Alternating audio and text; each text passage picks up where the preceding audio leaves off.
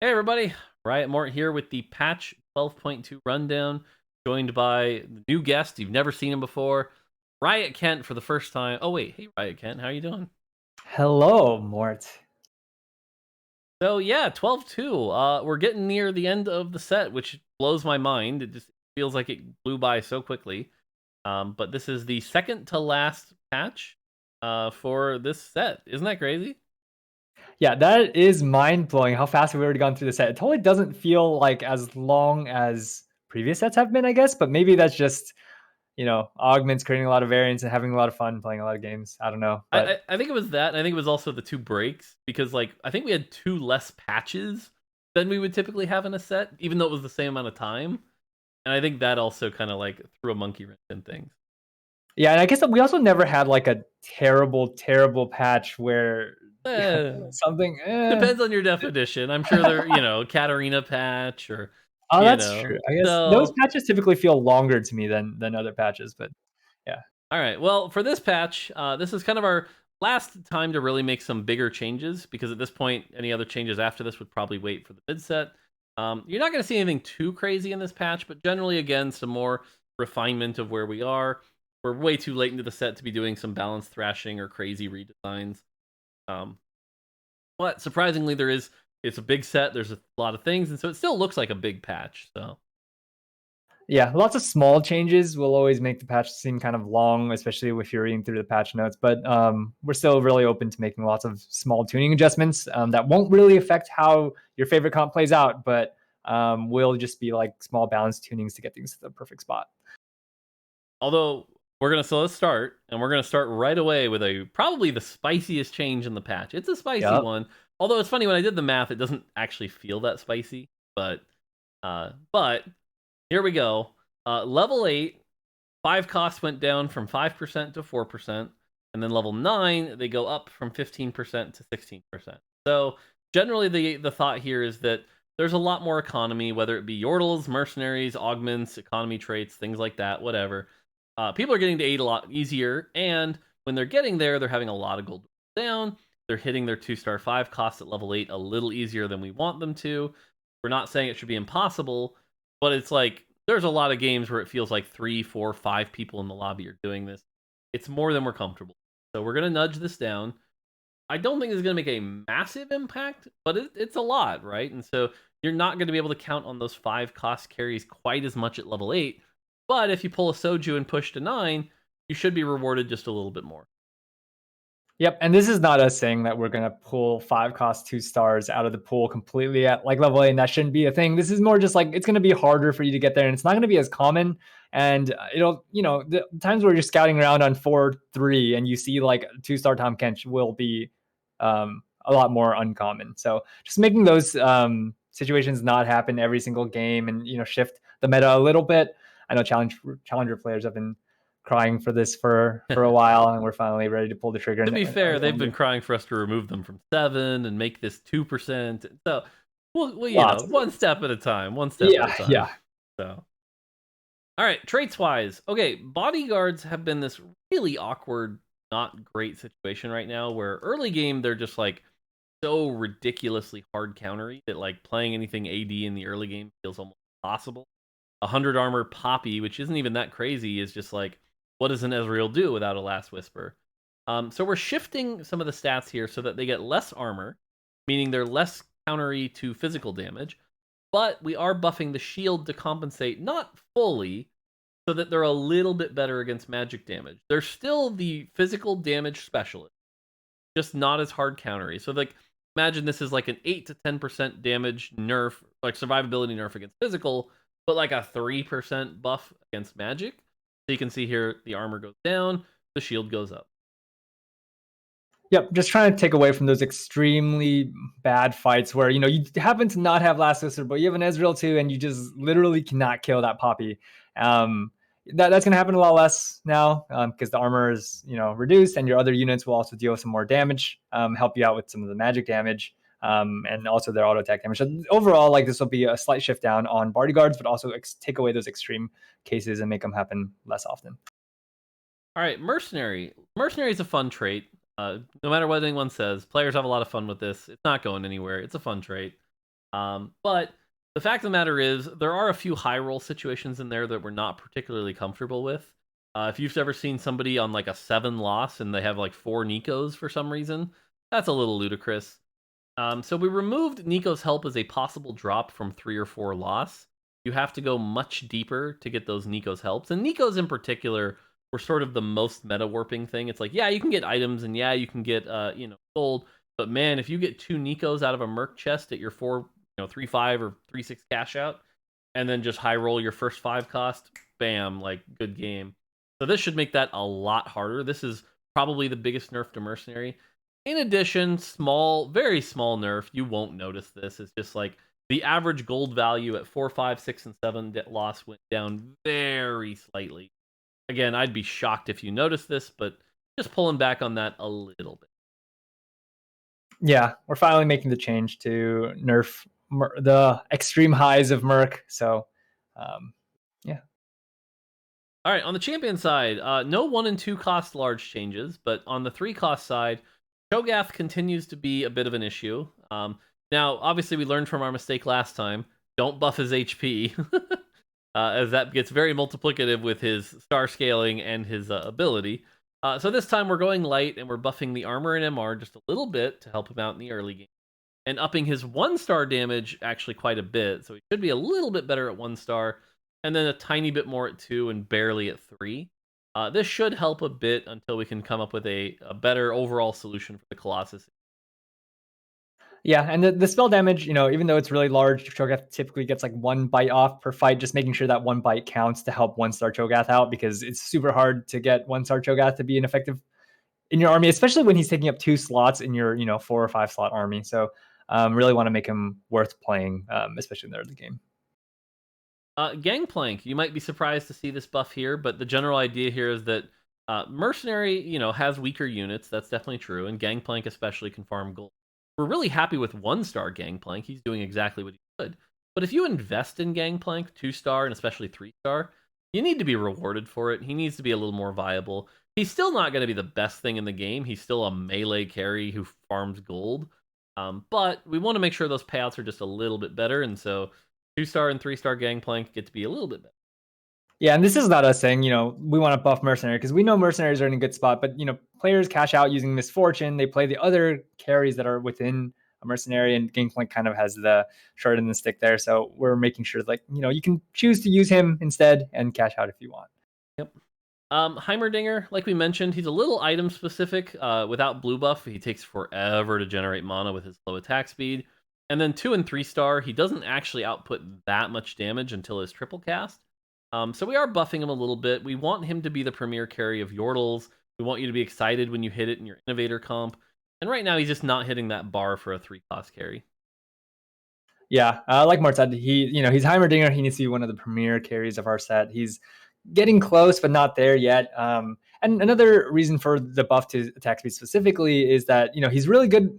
He deals a lot of damage and can ramp up with blue buff. But if you don't hit 2 tiers and you have to put a Shojin on him, it feels really bad because of how slow he attacks.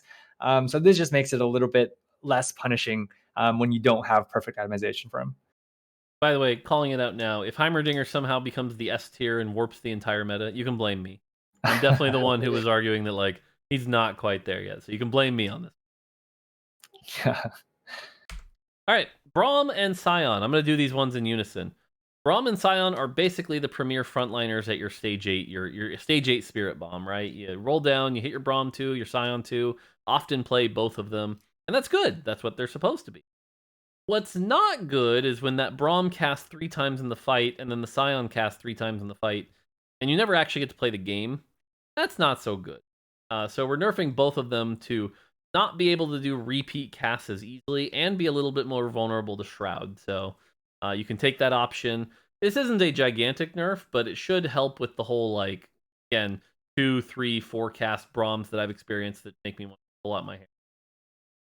Yep. Overall, just reducing the amount of CC that's in the late game by, these units, even used together, it nerfs the comp overall if you are playing both of them, with a Blitzcrank. So definitely something that was needed.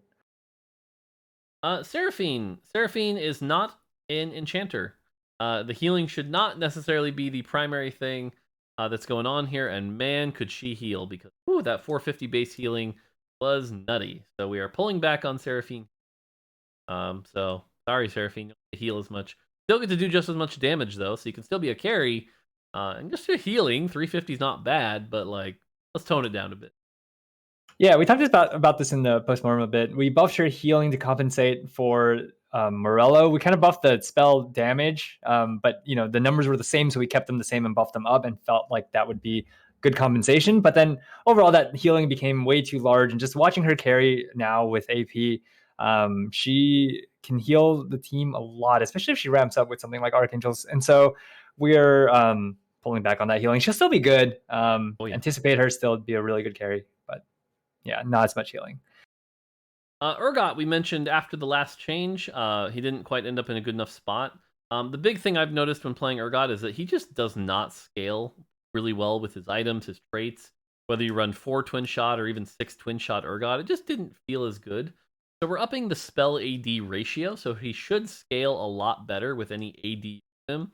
This should make things like, again, Deathblade, IE, 6 twin shot should be much more healing. And in addition, 3-star Urgot has felt like one of the worst 3-star 4 costs for a while. The big thing being his spell hits pretty hard, but again, it only lasts 5 seconds. You compare that to Yone, who lasted 20 seconds. So we're buffing Urgot up to 10 seconds, and you'll see some other changes to kind of rebalance those 4-star or 4 cost 3. Yeah, specifically with its AD ratio buff, it buffs Urgot like without items.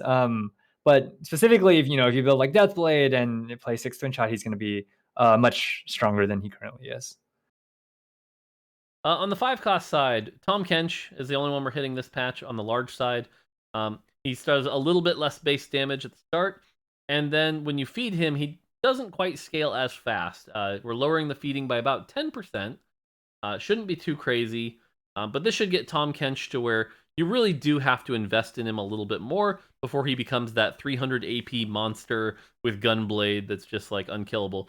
You'll still be able to get there. That's still possible. It's just going to take a little longer to get there. Yeah, a little longer, a little bit more gold. He won't be farming items for you as early as he currently does, because you'll need to invest in the AP early so that you can in the AP before he starts being able to like one-shot everything. Locket, this is a pretty big change. Admittedly, a tiny nervous about this, but we'll see. But basically, one of the big things about Locket is that it only lasted 8 seconds. So you could put this on your team and have it do nothing, hypothetically. So we're buffing it to 15 seconds. We've been pretty comfortable with Scrap Shield, for example, lasting the whole fight. Bodyguard Shield lasting the whole fight. It's a non-renewable shield, so it makes it a little less problematic than, say, something like Oriana Shields. But we're going to make it 15 seconds. We'll see if this makes Locket more desirable, because we're pretty happy with the amount. But we'll see if this makes a difference. Yeah, this item has suffered from a lot of things this set. One of the big ones being it overlaps with things like Exiles and other Runic Shield, those kinds of things that last also 8 seconds. So like if you build it and you get one of those augments that you also want to take, you kind of feel bad about that. So now basically that shield can run out and this shield continues going on, so it should feel less bad. Cool. On the augment side, first off, again, we're still making these heart and crest adjustments. You're going to see some weirdness here, but let's talk about it for a second. Sure. Generally, we started with the idea that every heart and crest should grant something. And so when we started that, we kind of started giving some stuff. Then we kind of thought about it more, and we're like, even Innovator Heart giving something feels a bit weird, so we started to undo it. We didn't quite fully undo it all the way, so there's a bit of an oopsie in here. No big deal. But as I go through these, I'll call out those oops. So Bodyguard Heart granting Leona, that was a little powerful, especially with how strong Bodyguard is. It's going to grant Blitzcrank. Generally, basically at this point, we're almost completely opposed to a Heart or Crest giving a 3 cost. So call us out on that. Protector Heart, as we mentioned, at this point, it's fine to give it a Blitzcrank again. That's back. Merc Heart giving a gold. This is an oopsie. It shouldn't give a gold. Merc Heart's fine. Thankfully, 1 gold's not going to ruin the game, but there it is. Enjoy your 1 gold. Yeah, enjoy your 1 gold. Academy Crest granting a Garen. Cool. 1 cost, shouldn't be a big deal. Bodyguard Crest granting a Darius. This might feel a little weird because it is a lower cost than the Heart, but the power of the Crest we think makes up for it, so that's actually correct. Uh, Different oopsie, but turns out Clockwork Crest was never dropping. No one has ever seen it because it was not enabled. So oopsie, that's fixed, and it grants a zillion. So you might now see Clockwork Crest for the first time. Uh, Oops. Mercenary Crest granting 3 gold. This is intended. Mercenary Heart and Mercenary Crest were basically the same thing, except for the one rare case where you have gold reserves. So this now at least makes the crest a little bit better. Mutant Crest grants a Cassidon, no big deal. Protector Crest grants a Garen, no big deal. Socialite Heart granting a gold. This is the other oopsie. Does it need to grant a gold? No. Should it? No. It's gonna break the game? No. So enjoy your gold. Yep. Only I think the only heart or crest left that grants a 3 cost, I believe, is Scholar, and that's because also Scholar at Scholar Heart and Crest, there's not as much difference, and so we're allowing a Scholar Crest to give you a better unit. We have an Enforcer Crest? We don't, do No, we don't. which makes sense because dumb. Yeah, yep. So Do we? No. pretty sure we don't. Now I know. Now you're like, I was sanity check. Oh god. Imagine we do, and it's like Clockwork Crest, and we just aren't offering it. And There you go.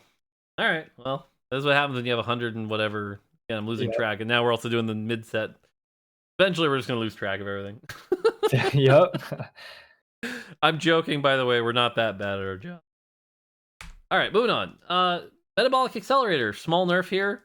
No longer gives HP on PvE rounds. This augment's quite good. People have learned how to use it quite well. This should make the greedy metas a little less greedy. Yeah.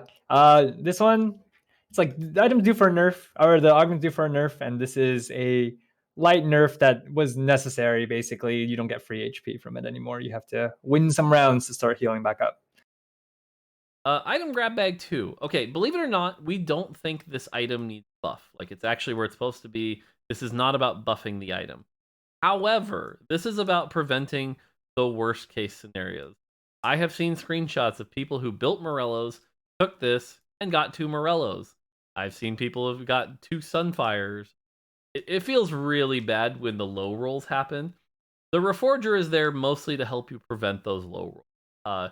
If something goes really, really bad, at least you can reforge one of them. So it is buffing the item, but that's why we decided to go through with it, because those low rolls are pretty unacceptable. Yeah, just preventing the worst case feel of bad scenarios. Shrug it off. I know a lot of you think this augment's bad. Maybe it is, maybe it isn't. We'll see. But to make it less bad, it's a tier 1 now. So maybe you take it when you're running that 3-star show now. It's a tier 1. The power relativity got more in its favor, so we'll see. Yep. And then why spending in High Roller? It's funny. Perception of these augments is quite high. I don't think anyone looks at these augments and says they're bad. But if you look at the data, they look very, very bad. Really. Could be player difference, could be not. So we're going to go with a light buff to start with. We're going to give them 4 gold. Eventually, this might become 8. But using this gold, especially on Prismatics, as sort of a balance lever, has been advantageous for us. And so, especially with High Roller, it's like you actually get some gold to buy things with the dice that you just got. So we'll see. See if this moves the needle on these at all. If they need more buffs, we'll just up that number. Yeah. Why spending specifically? It's like the perception of it is that it's really good. I think a lot of players are. It's really tough for a lot of players to play it correctly. If you're playing for a reroll comp, you can be on 7 and you can reroll a bunch. Eventually, you hit and you level to 8. But if you're like trying to play standard, you have to roll down from level 7 to level 8 while trying to keep up with the lobby, who's all leveling, in one round. And it's just really tough to use properly. And so that's kind of gating the power of the augment. And then with High Roller, the highs where you hit a 4 cost 3-star or something like that, it's like super high. But then there's so many times when you missed or like you use it and it gives you nothing. And so, giving that 4 gold will help make the augment feel less bad, just give you overall some more econ to help you hit when you miss with High Roller. All right. Second spiciest change in the patch, probably. Portable Forge is being moved from Prismatic to Gold. I think a lot of people really want to play this augment. It's so fun, but the power just isn't there, so it ends up not being a good choice. So we're gonna buff it and see if people can take it at tier 2. It's be powerful. That being said, we obviously had to nerf some of the insane rolls here. So like Gold Collector gets a nerf, Death Defiance gets a bit of a nerf, Anima Visage gets a nerf, Eternal Winter gets a nerf. I'm still pretty confident these will be good. Hopefully this makes this augment more takeable and frankly more fun for the game. Yeah, I know a lot of players want to play with this more, and as a prismatic, you don't see it as much. And even then, it's like you're comparing to other prismatics, players are kind of scared sometimes to take it because they see something else that's more like consistent, rather than pick one of the items that you might not get. One thing to call here is I think Trinity or Infinity Force didn't get a nerf. Infinity Force is one of the items that perceived to be really really strong, and it is really good. But in set 4, it was kind of the high roll or an item to get. And this set hasn't really lived up to that. So, we're letting it become that again. It's going to be probably one of the best portable forge items that you can get, and we're going to keep it strong. But we're going to monitor it, of course. And so if we need to do something, we'll do it in a later patch. And then as we get ready for the mid set, it's time to also start considering what augments are just bad for the game. And I think Thrill of the Hunt 3 is number 1 on my list. Definitely interested to hear from all of you. But Thrill of the Hunt 3 is removed from the game. It wasn't different enough than Thrill of the Hunt 2. It felt bad to see as a prismatic. Why? Let's just get rid of it. So we might start removing some augments, especially as we have a new batch to add in the mid set. If you feel the other ones need to be removed, let us know. Yeah, I think the big thing here is that it's setting the precedent that, we're open to removing some augments. We historically have thought, if there's a tier 1 and a tier 2, there needs to be a tier 3. That might not be the case anymore, as we kind of, analyze these augments on an individual basis. Some of them might, be a tier 1 and tier 3, or a tier 2 and tier 3. It doesn't have to have all 3 tiers anymore. And so we're open to making those types of changes going forward. All right, on the trait side, Scrap. This might be a spicier change than I realize, but generally, at least from my perspective, you usually played 2 Scrap because it was pretty efficient, or 6 Scrap because it was a lot of shield.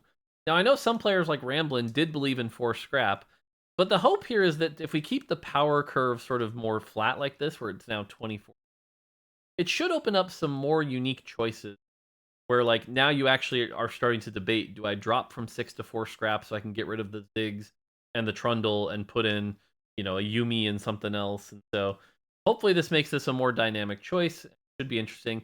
As well as 4 Scrap in the mid game can just use a little bit of love.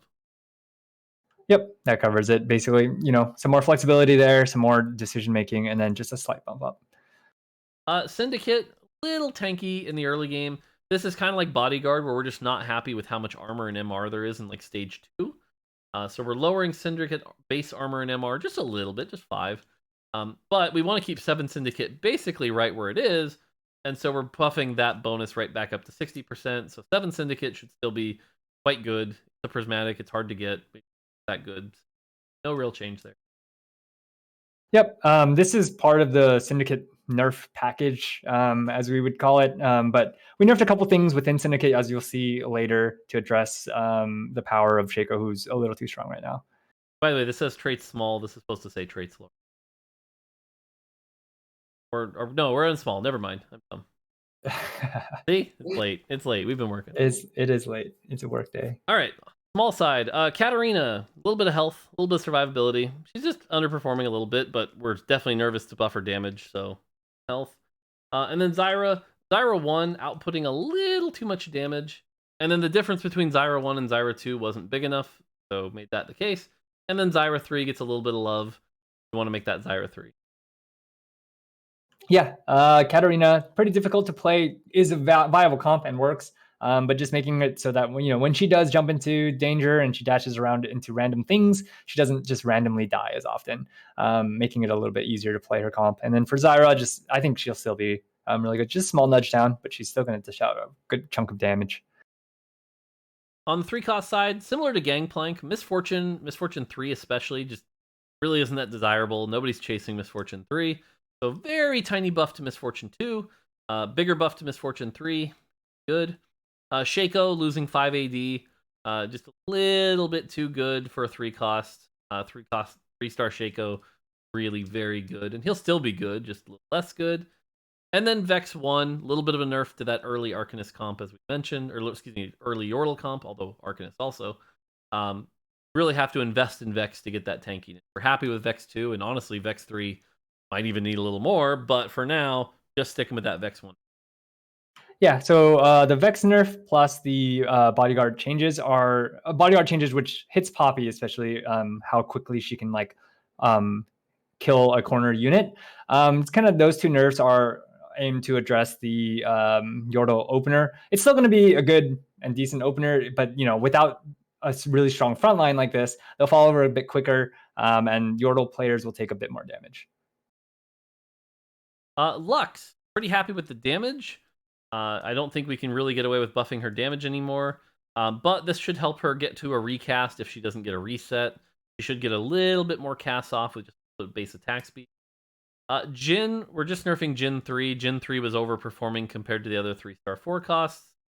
Orianna, as we mentioned in the postmortem, a little bit too much shields that we're not comfortable with, so we're nerfing that base by 10, about an 8% nerf to that shield power.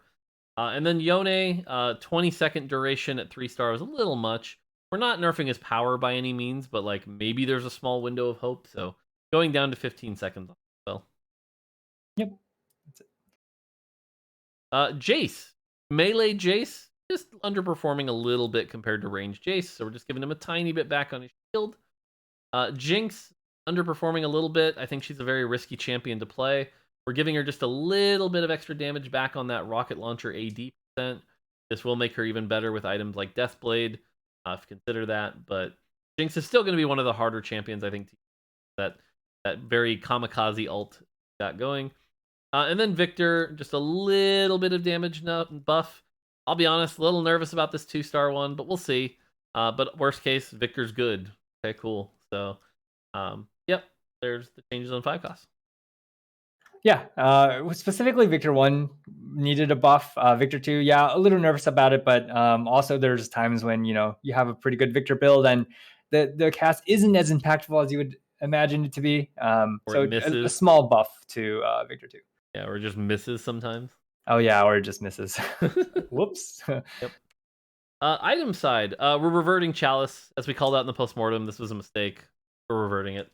Feel. And then Hand of Justice. Kent, you want to talk about this one?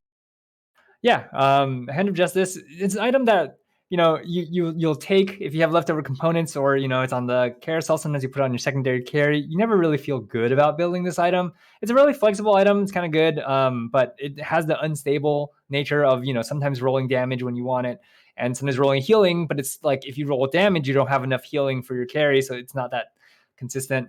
So we're buffing it by 10% for the bonus roll, just to make it a little bit more desirable to build, and to offset the worst case a little bit. If you want to play this like more inconsistent item, when it rolls something that you want, it's a little bit more rewarding. Always have to be careful, because if the flex items are the best items in the game, why would you ever build anything else? But this should buff it a little. Yep. Sniper's Nest now has an indicator to show how the rules work. It should be a little less confusing, so you can actually see. And then at the start of combat is when they get their extra stack. So you'll actually see that now, and you'll be able to see how many stacks they have, which is cool. And then Stand Behind Me is getting a bit of a buff. If you want your bodyguards to get some of that armor back that we just took from them, get Stand Behind Me, and that will now increase their bonus armor by 25%. Yeah, Stand Behind Me suffered a lot from, the more bodyguards you played, the less value you were kind of getting because you're not buffing as many other units. This kind of makes it generically, like if you have a lot of bodyguards, they all get buffed by this augment. So makes it better, even if you play 6 or 8 bodyguards. Sniper's Nest, just to elaborate on the rules a little bit. If you can move your units around during planning, but as soon as combat starts, that's when it locks in. So like that's the hex that you'll gain the stack in. And so if your Jin was on one hex and moved to a different hex at combat start, it'll reset the stacks. And then a bunch of bug fixes. Caitlyn's ability can no longer hit invulnerable and untargetable objects, such as Hex Core or Guardian Angel Stasis. Sounds so funny. Fiora's ability no longer fizzles if her target dies as she begins her cast. Hopefully we fixed another fizzle bug. Alawi's magic damage, Alawi 1, is buffed up to 200. It was meant to be like that last patch, it just missed. Units that are sold with Sniper Emblem no longer retain their bonus +1 attack range. Cool. Dragon's Claw no longer progress triggers against physical abilities. Man, I will say as the Ezreal or Samira player, that bug was tilting. Glad that's Yep. gone. Runon's Hurricane no longer applies Victor's Armor Shred. It was a nice small thing, but again, it's not supposed to proc on hits, so it was never intended to do that. This one's a big one. Imperial 5's damage buff on all Imperial units no longer removed during some combats in uncommon situations. A couple players noticed correctly that there were cases where if you were running Imperial 5, possible to lose the buff. And so part of that might be accounting for, why they were low in the data. It was pretty uncommon though, so we don't think so, which is why we're not nerfing Imperial anymore. But that bug should no longer happen, and if you play Imperial 5, you should be enjoying that crazy damage. Fixed an issue where crown augments would still appear when the player had previously taken built different augment. Soul augments that benefit the entire team are still allowed to appear, such as Enforcer Soul, Arcanist, etc. I think that's one of those ones that we're going to have that fine line of debating what should be allowed to appear, what shouldn't. Zac will no longer sometimes target the same enemy twice with his ability and one-shot them because he does a lot of damage, and a double was crazy. And fixed a rare issue where Zac would deal double damage to one of his targets. So there you go. Yeah. So for the Fiora Fizzle, that one's a big one. I know players have been complaining about it for a long time. After fixing it, you haven't been able to reproduce it yet, but I know fizzles are tricky for us to fix. There's always like multiple situations that can cause a fizzle. And so if any of you are playing Fiora and still notice a fizzle, and hopefully not because I've tried a lot to reproduce it, but please send a clip to either me or Mort. We'll take a look at it. We'll make sure that gets fixed. But as we start to fix more and more fizzles, we have to tackle these on a case by case basis. I know fizzles are extremely frustrating. When it happens on your carry and it loses you a fight. But as we fix more, we'll get better at it and be able to identify the problems a little bit faster. Cool. So that's it for this patch. Again, we're kind of hitting the end here, so there's the changes. Kent, anything to add before I move to the next topic? No, I think we got everything covered. So what this means, by the way, is this is 12.2. 12.3 is the final patch of this half of the set. Don't expect any big changes in 12.3, especially as people are doing competitive stuff. Generally, this is when we want to try to keep things pretty light. We still want to make a bunch of big changes. We have some stuff in mind, especially around like prismatic augments, Colossus, things like that. But for any of these changes at this point, now it becomes a question of, is it worth it to do it for the mid set? So for example, if Colossus is sticking around, then maybe it's worth it. If not, then it's not. And so generally you can expect 12.3 to be a pretty small patch as we prep for 12.4, which is the mid set. So and then again, 12.3 is also when mid set goes on PBE. So we'll also see a lot of people switching over and playing that. Should be pretty exciting. But yeah, so crazy enough, we're here. We're like, this is kind of the last big batch of changes before the mid set. Seriously, can't believe that we're already so close to the mid set, and we're going to be out shipping the next patch, the final patch next after this one. Holy crap! Yeah, it's pretty wild. Yeah, I think that's basically it, right? I think that's it. So look forward to all this stuff. Look forward to another meta. Good luck with finishing up your climb. Because again, you got to get your end of rank rewards, and so yeah, should be good. Yeah, me and Mort are going to be still grinding. We know that Don't hurt every me. night we're just like on Don't hurt Discord. We me. talk to each other a little bit and send each other pictures, and it's like, I'm so close. I need to hit. I swear I don't mold that much. It's not molding. Sometimes we're just sharing like hype moments. Also, it's like, oh, this is really fun. This is cool. We should remember this. Yeah. All right. Well, that's gonna do it for us. As always, until next time, easy.